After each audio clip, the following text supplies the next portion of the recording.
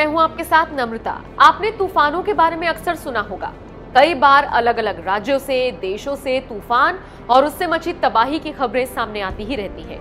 धरती पर इंसान भले ही खुद को सबसे बुद्धिमान जीव मानता हो, और ऐसा है भी, लेकिन प्रकृति के आगे हम इंसान बेहद बौने साबित होते हैं।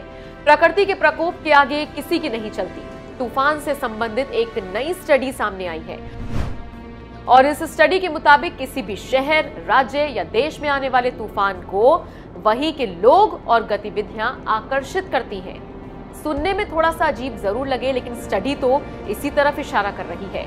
दरअसल US department of energy Pacific north west national laboratory ने तूफानों को लेकर रिसर्च की है। इस रिसर्च और स्टडी के मुताबिक इंसानों द्वारा बनाए गए शहरों और मानव जनित गतिविधियों की वजह से आंधी तूफान आकर्षित होते हैं। शहरों में होने वाले वायु प्रदूषण के कणों की वजह से भी थंडरस्टॉर्म शहरों में तबाही मचाते हैं। तूफानों पर रिसर्च करने वाली इस संस्था के वैज्ञानिकों ने अमेरिका के 2 शहरों में आए तूफानों पर अध्ययन किया। ये दोनों तूफान ह्यूस्टन में और कंसास में आए थे। कंसास में आया तूफान तेज और घुमावदार था। इस दौरान आंधी भी चली थी, जबकि ह्यूस्टन में आया तूफान कमजोर, शांत और उमस से भरा हुआ था।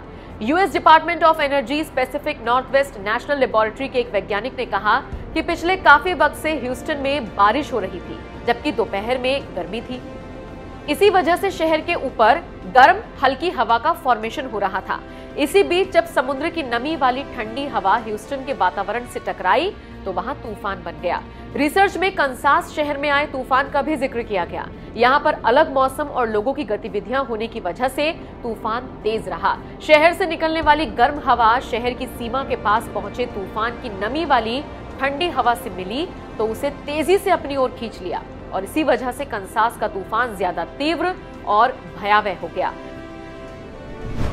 रिसर्च में यह भी बताया गया है कि शहरों में मौजूद इमारतों से निकलने वाली गर्मी और एरोसोल की वजह से भी तूफान आकर्षित होते हैं। अगर शहरों में गर्मी ज्यादा होती है तो तूफानों के ज्यादा दिन तक टिकने की आशंका बनी रहती है। अगर शहर का तापमान कम और प्रदूषण का स्तर कम है तो तूफान भी आकर्षित नहीं होते। वो अपनी गति से आते हैं और फिर चले जाते हैं। बहरहाल इस खबर को लेकर और इस जानकारी को लेकर आपकी राय हमें कमेंट करके जरूर बताएं।